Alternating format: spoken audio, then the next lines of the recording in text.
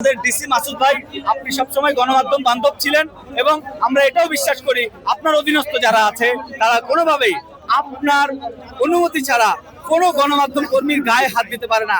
তাই গতকালকে গণমাধ্যম কর্মীদের উপরে যে হামলা হয়েছে, পুলিশরা গণমাধ্যম কর্মীদের উপর যে হামলা করেছে, তার দায় সেই পুলিশ কর্মী থেকে শুরু করে পুলিশের উচ্চ পদস্থ কর্মকর্তা, যেমন আপনি ডিসি মাসুদ ভাই এড়াতে পারেন না, তেমনি পুলিশ কমিশনার এড়াতে পারে না, একই সাথে আইজিপিও এই দায় এড়াতে পারে না।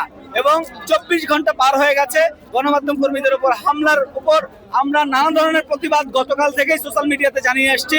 এখন পর্যন্ত আপনাদের পক্ষ থেকে ন্যূনতম লজ্জাবোধের জায়গা থেকে বিবৃতিটা পর্যন্ত আপনারা প্রকাশ করেননি।